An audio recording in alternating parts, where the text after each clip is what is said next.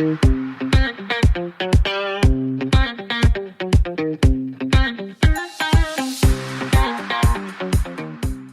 and welcome to another episode of the RevRx podcast, where we talk about how to thrive in faith, family, and health.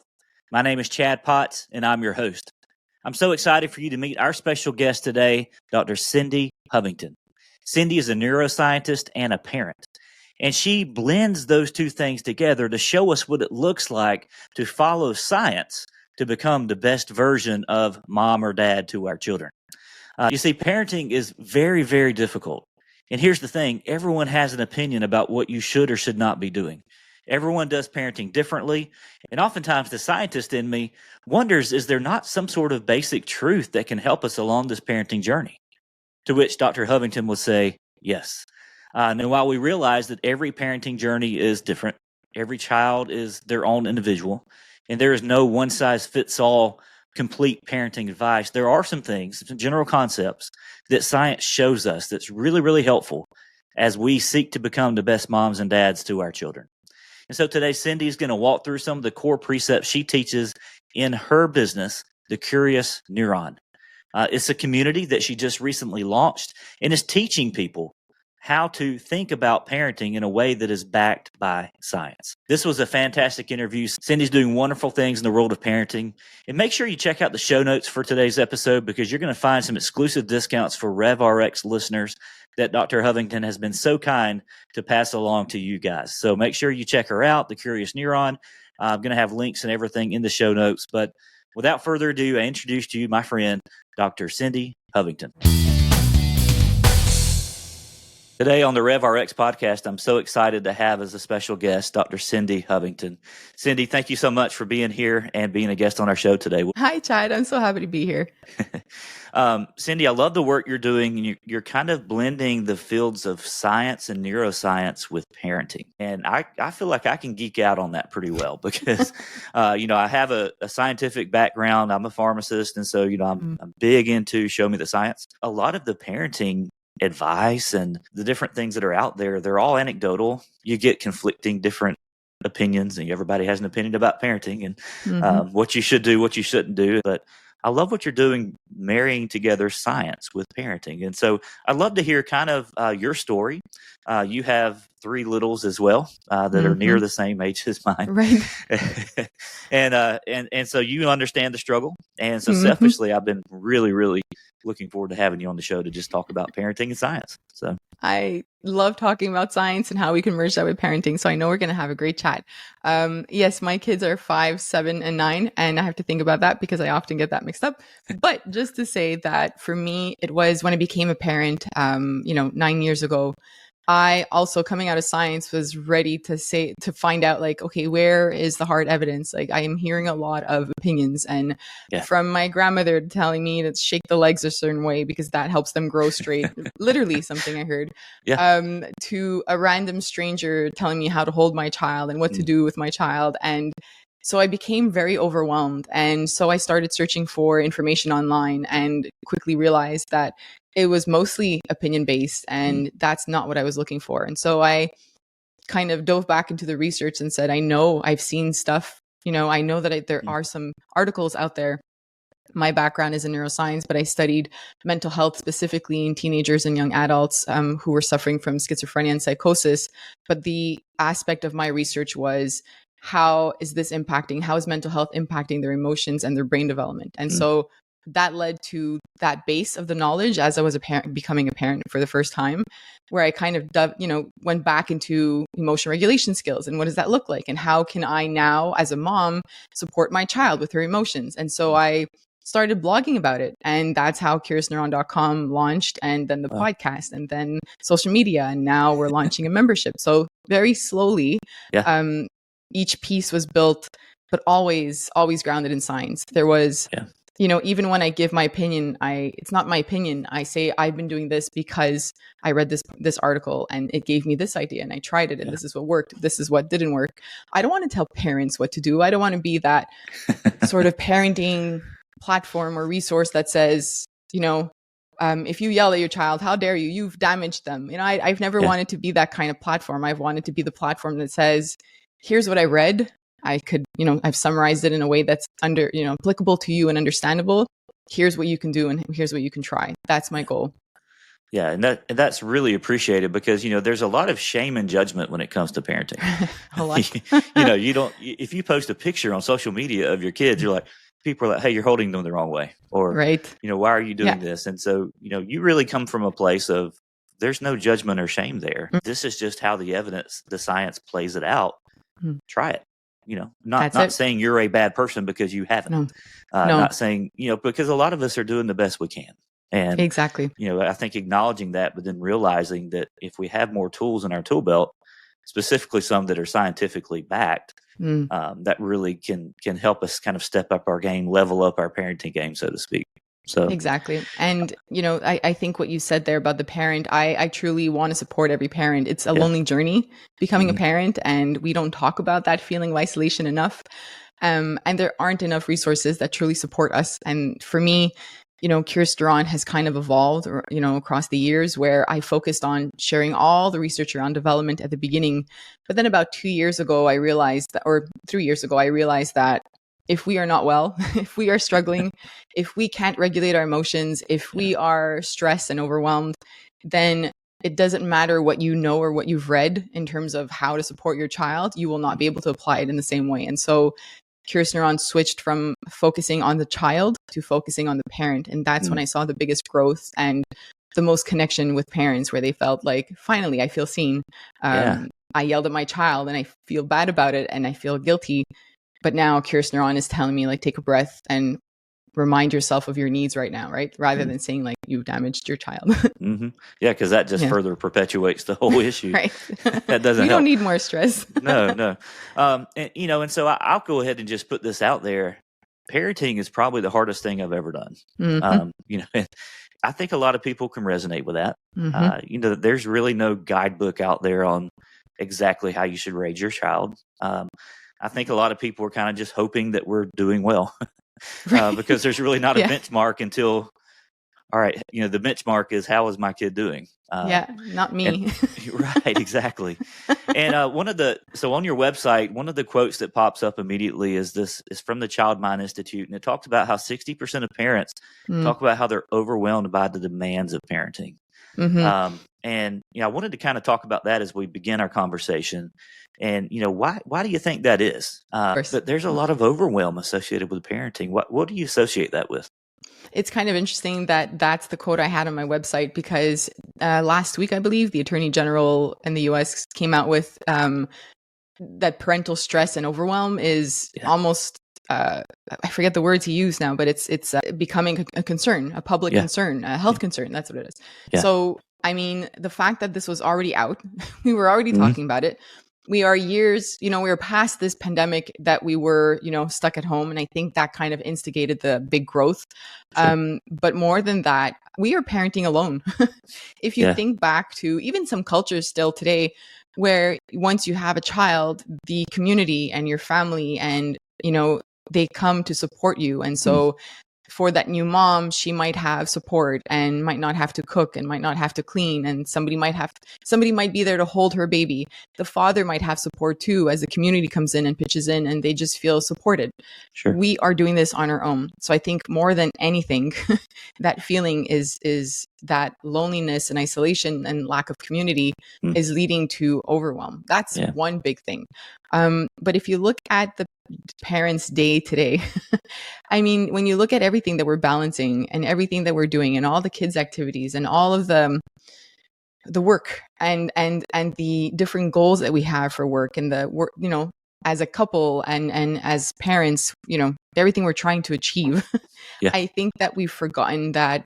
Even for myself, like the simplicity of spending time with your kids. Sometimes I'll get emails from parents like, what activities can I do on the weekends? And the activity I tell them is just be present, stay home with your child once in a while, right? Just disconnect from everything. I want you to turn your phone off, turn the screens off, go play soccer outside, go throw a ball, play a board game, play card games, something, connect with your child. And we are so busy, doing things that we're disconnected from ourselves, from the people around us, our partners and our children. So it's it definitely has multi layers in terms of why, but those are just the few that come to mind. Yeah, and that's really powerful. One of the things you're trying to do is to build a community around this. So you're combating directly that first thing, the isolation, Right. which I think is a big part of this.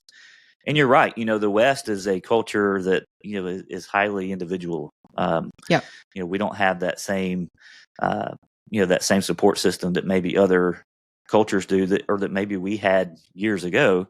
Probably. And exactly. So and so it feels like we're doing this alone. And then there's the aspect of connecting with your kids is kind of becomes an afterthought. Yes. And that's never, again, not judgment or shame laced. No, never. It's just a reality. And I'll tell you that sometimes that's the case with me. A lot of times I find myself trying to create a program of sorts for what we're going to do on a weekend, rather than, here's the thing I've noticed: my kids will tell me what they want to do. If your kids are verbal, right. if they're to the age and advancement and whatever, they'll tell you what they want to do. They'll bring you a ball. They'll say, let's play board games, yes, and exactly. It's just being there with them, and I think there's value in just saying, what do you want to do? Because, if you think about it, you send them to school and their day is mapped out. They come home, they may have homework that's mapped out. Then we have a regimen of, dinner and, baths and bedtime and all that's mapped out. So sometimes they just need that space, and you're going to like this, that space to be curious, right? Can I quote this? Exactly. Right. And I want to kind of delve into that curiosity a little bit, because one of my kids the other day, one of my children said, "Daddy, I'm bored." Oh, I'm so happy. Yes, I'm so happy you said that word. Yeah, "Daddy, I'm bored." And my response to that was good. Yes, that's what it should be. But, it was one of those moments where I'm like, wow, they're not bored enough. Maybe we're regimenting this thing too much. And, I wanted to talk with you because you've got some articles on your website that talk about how boredom is good for kids. Can we delve into that a little bit about the curiosity and the boredom and, just kind of self-directed play? Yeah, I will never stop talking about boredom because it is so important. And I think your story just reminds us that we need to say that more often, where it's, the answer to that is good. It's such a good thing. I am so happy even to get excited when our child says that to us. You're bored? That's amazing. That means something good's going to come out of this, right? Like, sure. I think we get stuck in this filling the gap of boredom very quickly, right? You're bored, no problem. Here's an iPad or the phone, or watch some TV. And I think that we forget that there's so much brain development that happens when we're bored. I'll never forget a mom a couple of years ago that took a 1-week screen-free challenge. I had put that out there a while ago. And then I had interviewed her on my podcast. This is what the first Curious Neuron podcast episode. And cool. She said that her child, 2-year-old, had first rebelled on the first day, which I expected. Sure. But by the second day, the mom realized that the daughter had never learned how to pretend play on her own. And she realized that the daughter was just sitting there looking at some dolls and some, animal figurines, and started talking out loud and saying a couple words and sounds. And that's when it hit the mom that she had never given her that space to be curious about her toys and use those open-ended toys. When I talk to parents with young kids, I talk to them about being mindful, not shame, but being mindful of how many toys do the work for the child, right? Like buttons that we press and things that happen when we press that button, things that are said, and we just passively sit back and listen to it or watch it, versus that animal figurine or that doll or that little stuffy, that you have to make it walk and you have to make it talk and you have to imagine the world that it lives in, and maybe there's a tiger chasing it, right? Like, that's where brain development happens, and the boredom has to happen for your child to do that. Yeah. I think back to when I was growing up, my mom would bring me to my grandparents' house, and my grandmother would say, good morning. Here's the outdoors. Here's the backyard. I'll see you at lunchtime. And so I would, go and ring the neighbor's house, and there was a girl there my age, and we would just hang out in the backyard and look at flowers or grab a bucket and throw some dirt in it and rocks and say like, oh, would you like this magical potion? And then throw some water inside. My grandmother would knit and sew. And so she would make like these clothing items for my dolls. And I would take them all and then put them in a bucket with soap and water and wash them and then hang them on my grandmother's clothesline. The simple things that we've kind of taken away, not consciously, but there's this world that tells us that certain toys are developmentally appropriate and are going to boost our child's brain development, when in the end it's the basics. It's what we're using, right? Which is what our kids want to do. Think about when our kids are around all these toys and then they come to the kitchen and open a drawer and take a container or a bowl or a whisk, and you're like, no, not, you can't, these are not toys. They are. Right? They are toys. They are, because your child is trying to mimic what you are doing. And so they want to copy us, and that's where the learning is. And we need to give them that space to do that. And if every single minute, like you said before, is mapped out and planned out for them, then where is that space for them to be creative and imaginative and bored? Yeah. Intentional boredom is something that I think we're going to begin to implement, because it just hit me at a good moment. I can't say that I would always react that way. I'm sure, because that's not the only time that they've said that. Sure. And I think a lot of times, specifically as a man, I want to fix it. The problem is you're bored. Well, here, let me fix that for you. Here, here's this screen, or here's whatever. But in that moment, it just kind of hit me as, okay, well, good. And I think maybe we need to create space for that intentionally. I'm with you 100%. And so imagination, curiosity, boredom, all of those are great tools for our kids. And that kind of plays into your approach towards parenting. So you've got 4 steps. That is the Curious Neuron approach to parenting. I'd love to kind of walk through those if we can. Number 1 being emotional awareness. So what does that mean as parents, that we become emotionally aware? Well, so let's just use that example of boredom, right? Yeah. So the reason why we fill it up very quickly, we could think of a car ride and just giving the child the iPad during the car ride, is because it will become uncomfortable. It will become emotionally uncomfortable for all of us. Absolutely. Right? And so we don't want those negative I don't like saying negative, but we sometimes understand it more that way. But these uncomfortable, unpleasant emotions are uncomfortable for most of us. And so what I want parents to develop is that skill of awareness, which is part of emotional intelligence, but we've never learned these skills. We grew up pushing emotions to the side, masking emotions, pretending that we are okay. I tell my kids now, it's interesting, because if they are afraid of the dark, or they had a nightmare, and there's all of a sudden there's a monster or something in their closet, I will, address it with them. Let's see what there is. I validate their emotions. I understand that you're scared right now. I help them feel seen. I'm here for you. Versus when I think of my childhood, and I would tell my mom was a single mom, and I would say, like, please, I'm so scared of the dark. Don't close the door. Like, I think there's, something in my room. And she'd say, there's nothing in your room. Good night. And close the door. Right. And that was her way, and their way, the old way, I guess, of saying, like, just deal with it. But you're like a 7-year-old kid, and you're like, oh my gosh, that monster's going to come out of my closet. It's very real. Right. Right. It's real. It's real for you. And I think that we have to kind of tap into that and step back a little bit, right? Like, say, like, this is what I learned. These are the patterns that I have. But the emotional awareness piece comes in recognizing what the patterns are that we have when it comes to our emotions and our child's emotions. And we will never, or not never, but we will struggle very much, to support our child's emotions if we don't understand ours. And so if we, there are articles around suppressing emotions. We might think that saying I'm fine all the time, but not being fine, our kids know. They know, they sense it. They have this extra sense for emotions.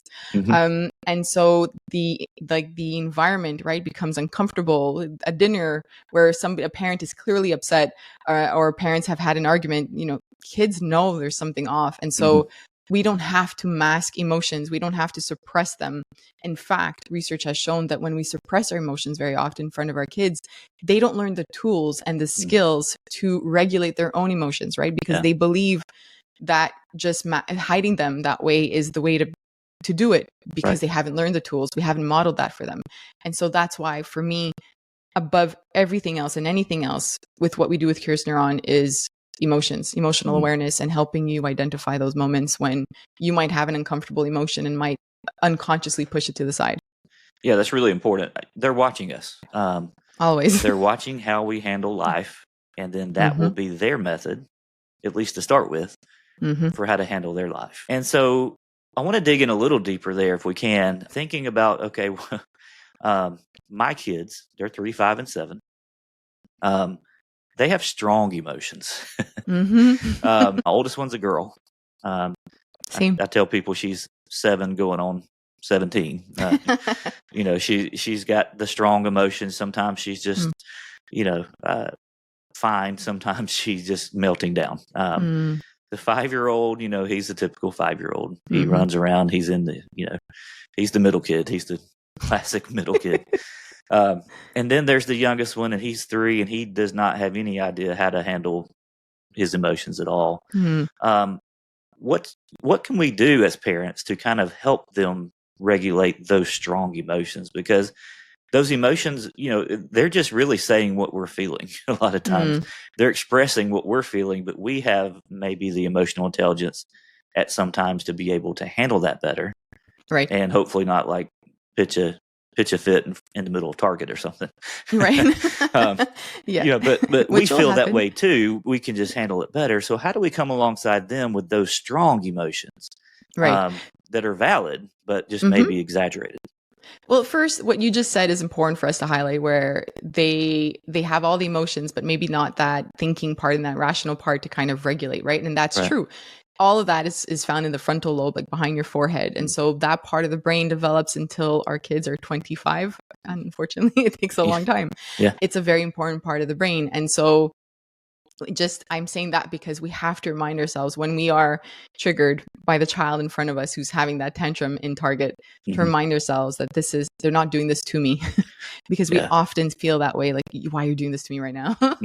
Not here, not now, not at a family member's house, not during holiday events, not now. And they're not doing that. They are very easily confused and feel emotions amplified in a way that they just can't control. And so that is the first step, just reminding ourselves that child is human and they are going through that as well. And I have posted once about tantrums where it's not terrible twos, it's teach me twos, right? And that's what the child needs right now. They have no idea what's going on. And I know that it feels ridiculous because sometimes they'll say, can I have the blue cup? And you give them the blue cup and they have a meltdown. And you're like, I don't understand what's going on. I don't get this. And it's just because, again, they're not sure of what's going on either. And they have a lot of big emotions. So that's the first step. What I like bringing into the conversation is something called the tripartite model of parental socialization. You don't have to remember that part, but there are 3 it's called tripartite for a reason. There are 3 important parts that I think all parents should know about, that have the greatest impact on their child's social emotional development. And the first one is how we model emotions.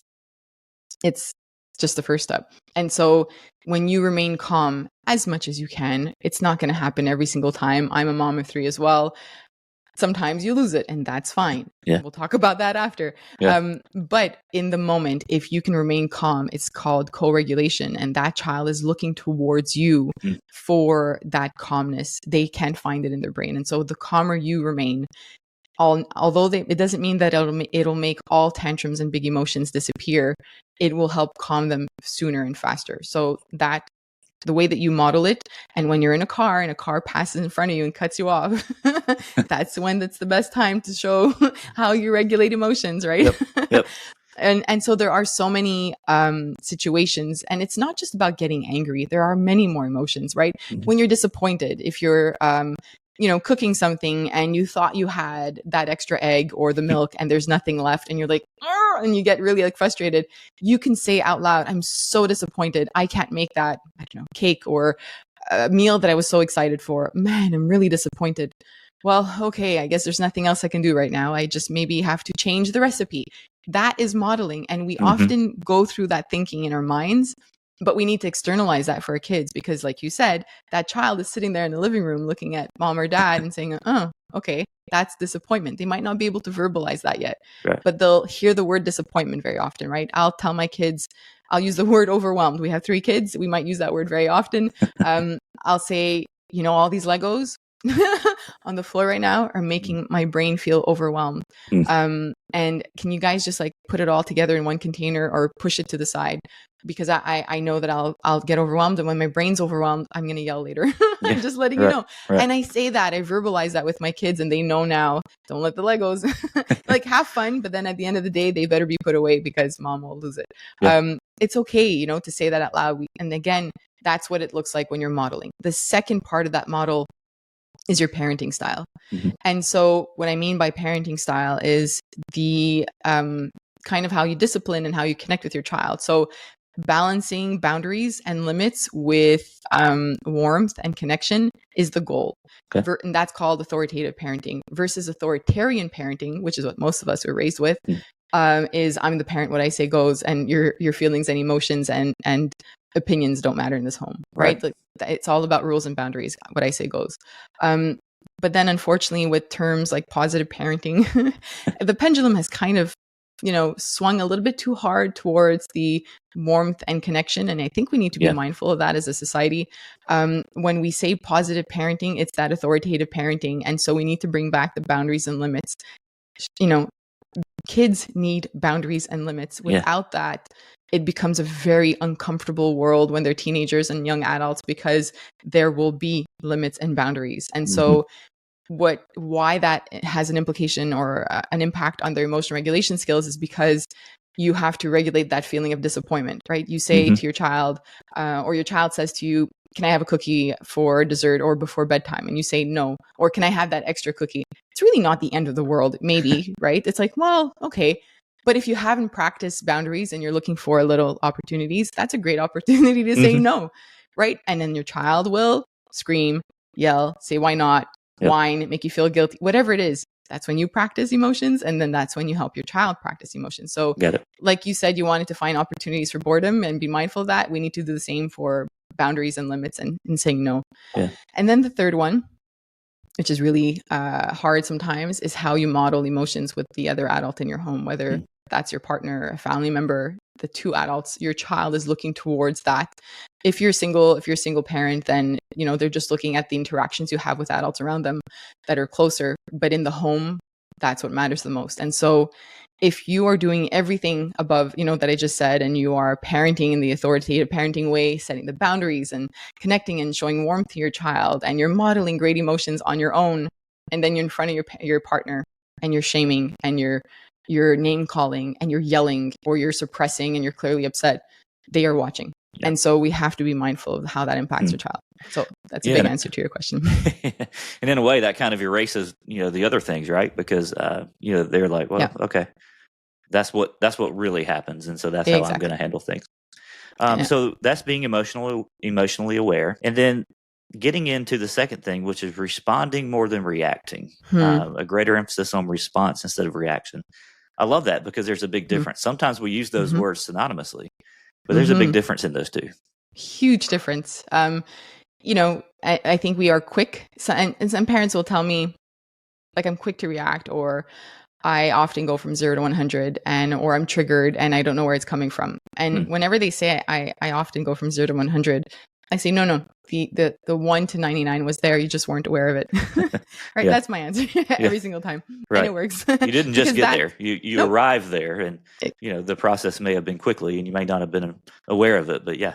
Exactly. And that's why emotional awareness is first, and then responding rather than reacting. Because if you don't have the emotional awareness, then you will react. You will not have the ability or the skills to kind of pause. And when your child says something, or your partner says something, or a colleague or a boss says something, and you're like, what the?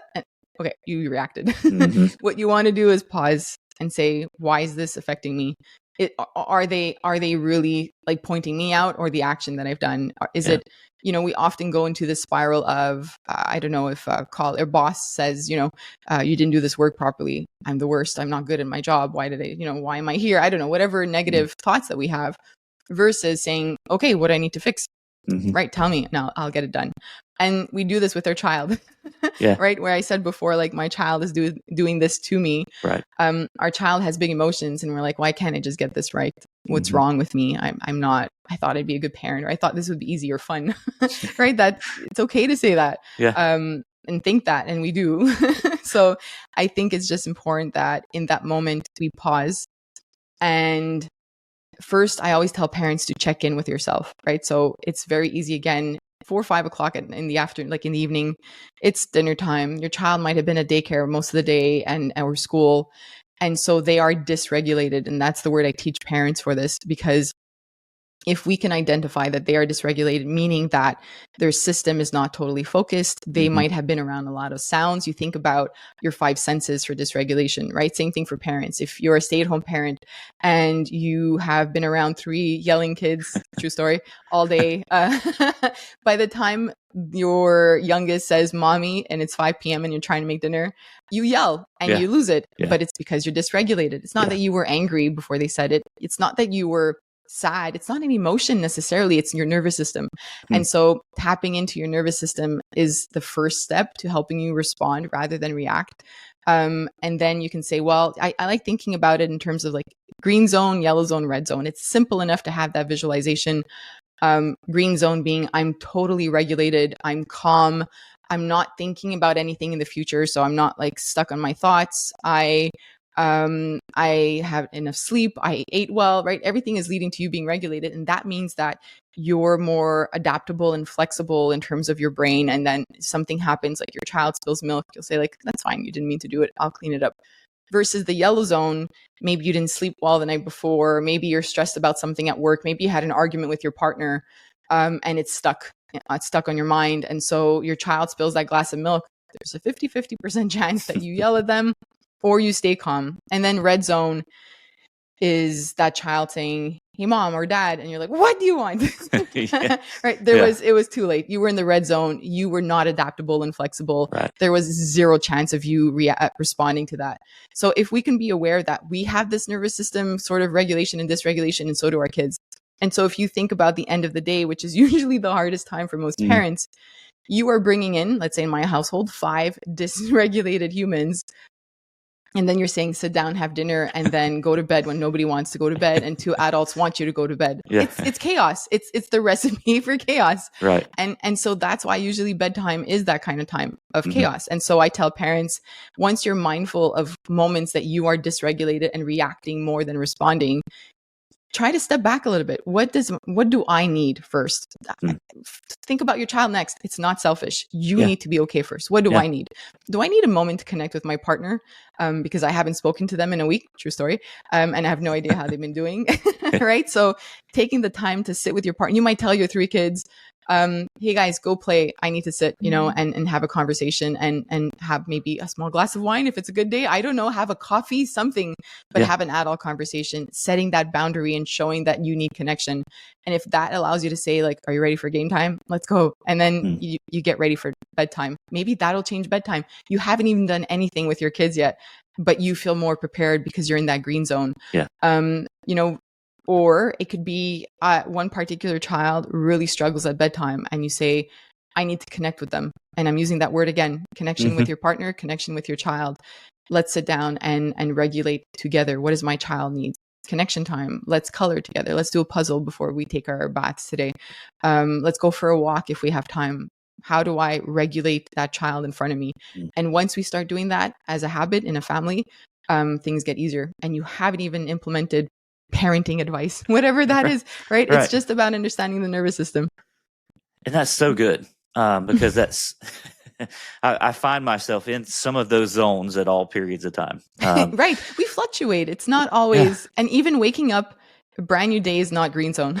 If you had an argument with your partner the night before, it's still stuck on your mind. And also to be mindful of our past, not to dig into that. But if we experience childhood adversity or trauma, then there is a chance that our nervous system is always flirting with the yellow-red zone. And so we have to be mindful of that, because that means, and I'm one of those people where I wake up and I know I'm always borderline yellow-green zone because of my own background. I was raised in an extremely chaotic and unsafe environment. And so, which led to my parents divorcing. But for me, any small noise is a threat to my nervous system, and that's fight or flight. And so that's what our brain is figuring out, right? Like there aren't any bears in front of us, but it's perceiving tones of voice or a situation as fight or flight. And so I wake up and I have to, take a moment to center myself and say, okay, this is going to be a good day, whatever motivation I need in that moment. But that's what brings me back down just a little bit when I remind my body and my brain that I'm safe. We have to be aware of that. Yeah, nervous system regulation is so, so important. And I love that you brought that up and that you really gone into that with us. And I like how you mentioned, okay, it starts with us. We've got to be able to regulate that ourselves and recognize and be self-aware of, okay, I'm yellow. You're right. I'm exactly. almost red, or I'm red. What do I need to do to back that up?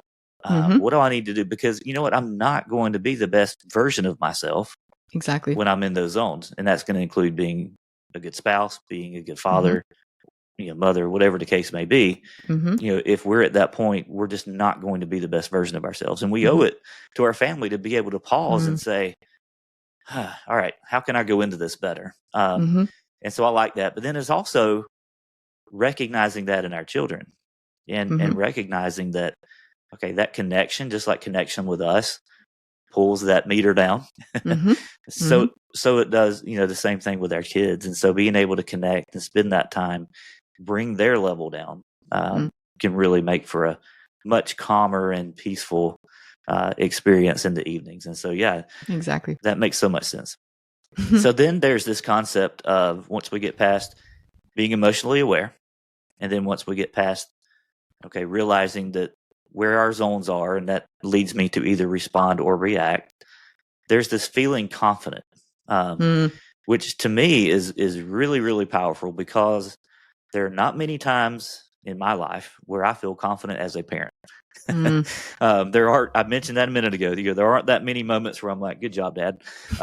Because, I think a lot of us don't really know where we are. We don't know how we're doing. We feel like there has to be a better way.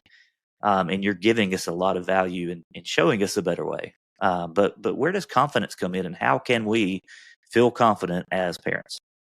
So you need to do that thing a little bit more, right? Well, because you know why? When we're at school, other people validate whether or not we knew that well, and we've learned or understood the knowledge. We get grades, and then we move on to work, and then our boss and our colleagues validate if we did that right.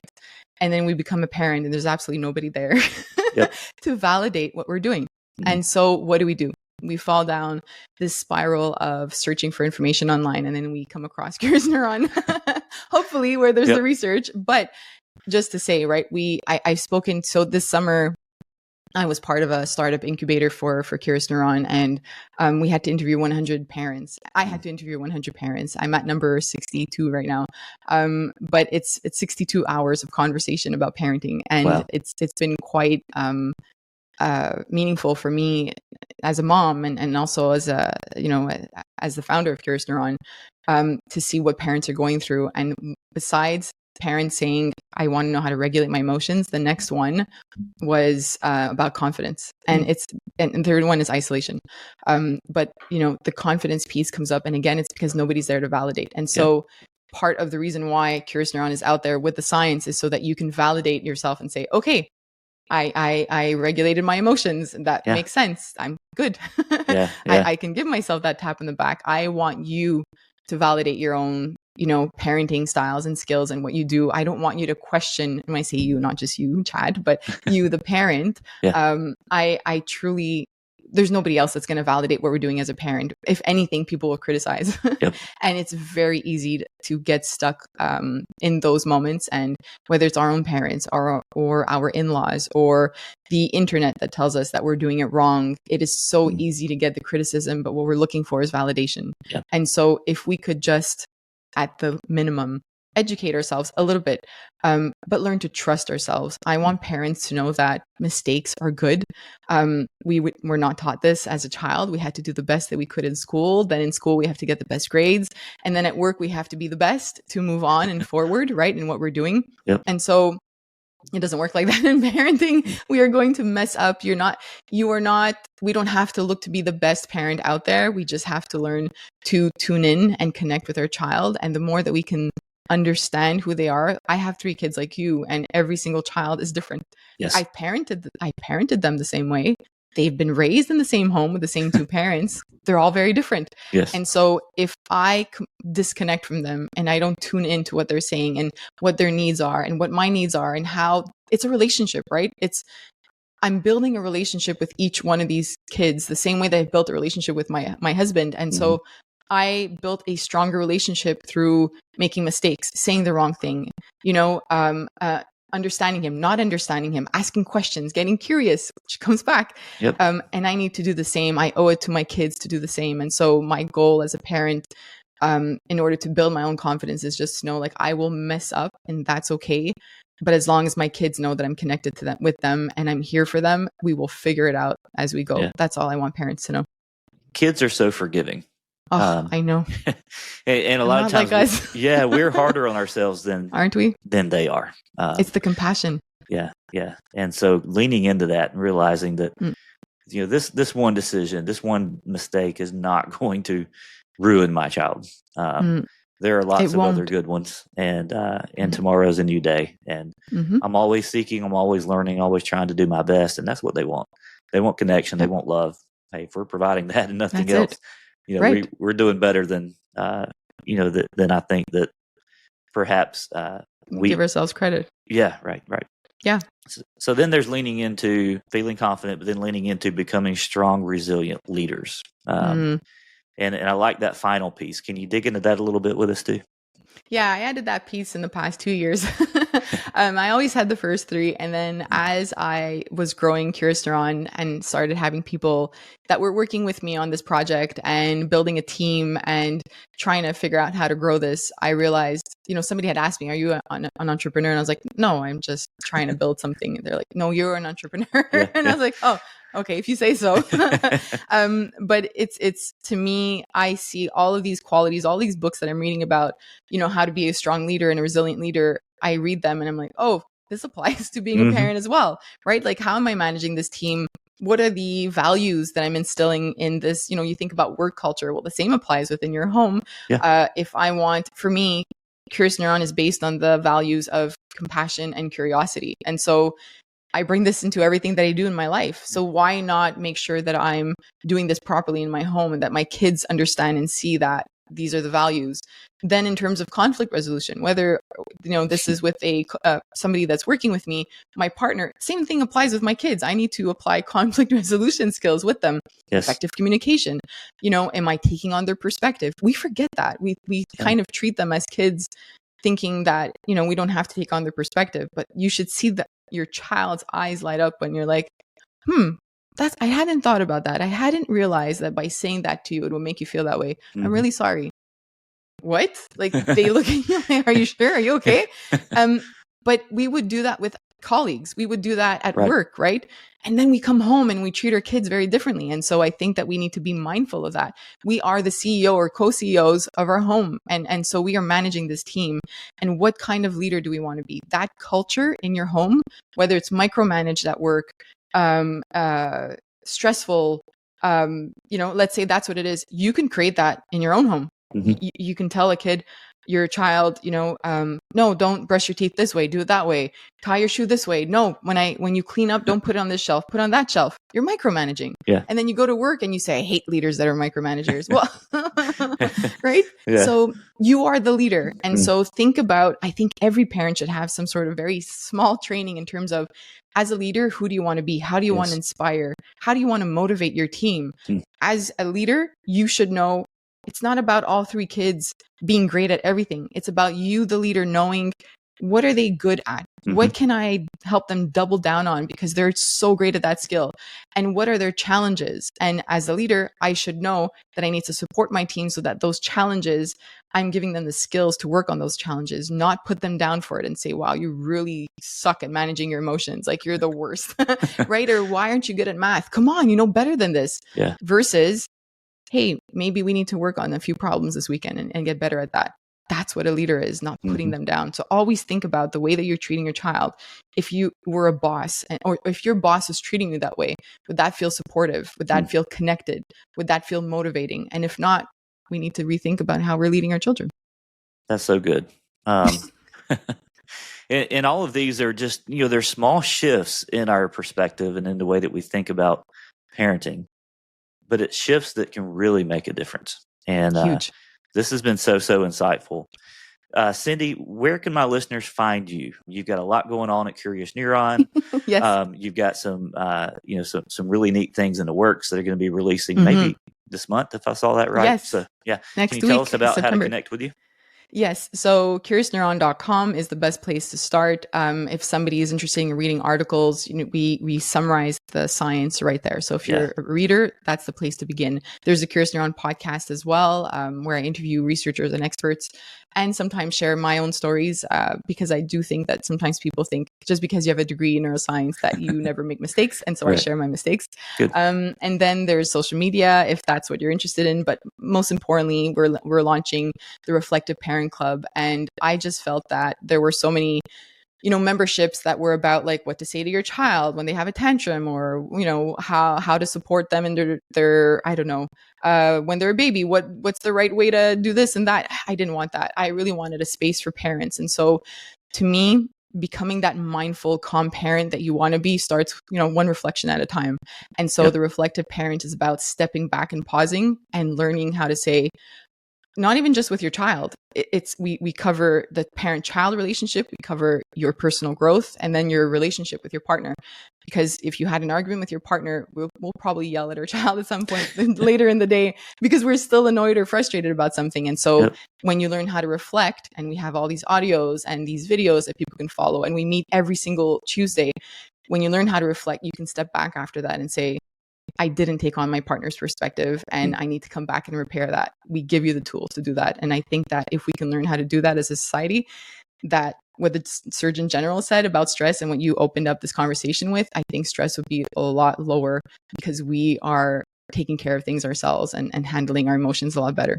Yeah, 100%. And I just want to add, your website is so valuable. There are so many articles, and you've got the podcast link on there, and there's actually a starter kit on there too. It's a free tool. Yes, I got mine today, and so thank you. So you guys check her out. Curious Neuron, doing great work in the field of parenting, and you're really helping people feel less isolated and providing them the tools and resources they need to really kind of step up and step into their role as parents. So, Cindy, what a pleasure this has been. Thanks again for joining us on the show. And you guys check her out. You're going to love the work she's doing. So, Cindy, thank you so much. Thanks. Thank you for listening to the RevRx podcast. We hope you enjoyed what you heard today. And if so, we'd love it if you would hit that subscribe button so that you'll never miss a new episode from us. Also, feel free to leave us reviews and comments, as we'd love to hear from you. Be blessed and be the very best you.